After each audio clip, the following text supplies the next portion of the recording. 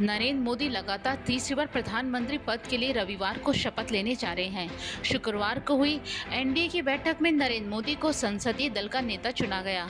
अब शपथ ग्रहण के बाद नरेंद्र मोदी फिर से देश की सत्ता अपने हाथ में ले लेंगे और उसके बाद होगा कैबिनेट का विस्तार। मोदी के तीसरी बार प्रधानमंत्री बनने की तैयारी के साथ ही मंत्रिमंडल की मातापच्ची भी शुरू हो गई है, क्योंकि इस बार भाजपा के साथ सहयोगी पार्टियों की बात भी माननी पड़ेगी, जिसमें सबसे पहले नीतीश कुमार और चंद्रबाबू नायडू की डिमांड पूरी करनी पड़ेगी। वहीं भाजपा उत्तर प्रदेश, राजस्थान, गुजरात से मंत्री बनाने की बात सामने आ रही है। इसके साथ ही टीडीपी को 4, जेडीयू को 3, एलजेपी और शिवसेना को 2-2 मंत्री पद मिल सकते हैं।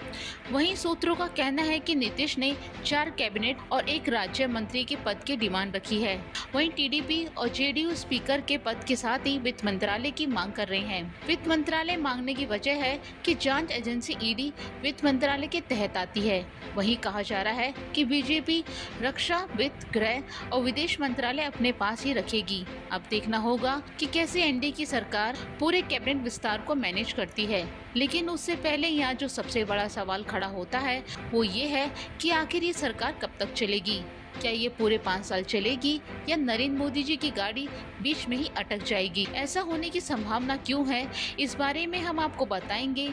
लेकिन उससे पहले मोदी जी के बारे में बात करते हैं कि इस बार जब से चुनाव परिणाम आए हैं उसके बाद से ही नरेंद्र मोदी खुद टेंशन में आए हुए हैं, क्योंकि एक तरफ जहां उन्होंने ओवर कॉन्फिडेंस में सिर्फ खुद के ही नाम पर चुनाव लड़कर ये जताने की कोशिश की कि वो ही पार्टी के सर्वेसर्वा हैं और जनता भाजपा के नाम पर नहीं बल्कि उनके नाम पर, उनके चेहरे पर ही वोट करती है। लेकिन जब नतीजे सामने आए तो मोदी जी पार्टी को बहुमत नहीं दिला पाए। इसे पूरी दुनिया में साफ हो गया कि अब मोदी के नाम पर वोट जनता नहीं देने वाली। यही कारण है जब से नतीजे आए हैं मोदी जी के चेहरे से वो जोश और तेवर गायब हो गए हैं जो 2 चुनाव परिणाम के दौरान रहा।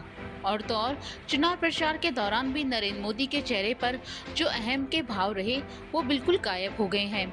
इसका ताज़ा उदाहरण एनडीए की बैठक में देखने को मिला, जहां नरेंद्र मोदी ने कहा कि एनडीए तीसरी बार सरकार बनाने जा रही है। उससे पहले नरेंद्र मोदी कहा करते थे मोदी सरकार, मोदी की गारंटी। ये सारे शब्द एनडीए की बैठक के दौरान गायब थे।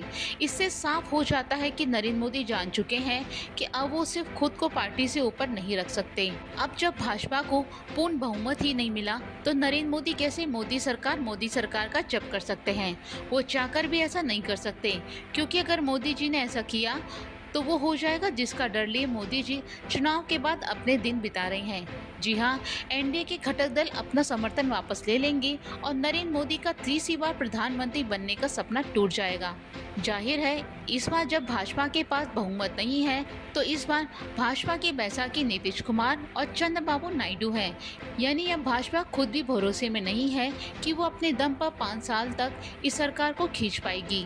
लेकिन ये बैसाखी की सरकार कितने दिन चलेगी इसके बारे में कुछ कहा नहीं जा सकता, क्योंकि इस बार सरकार बनाने में जिनकी सबसे बड़ी भूमिका मानी जा रही है वो है नीतीश कुमार और चंद्रबाबू नायडू। कहा जा रहा है कि दोनों ने शर्तों पर नरेंद्र मोदी को समर्थन दिया है, जिसके बाद ही नरेंद्र मोदी प्रधानमंत्री के शपथ लेने तक पहुंच पाए हैं।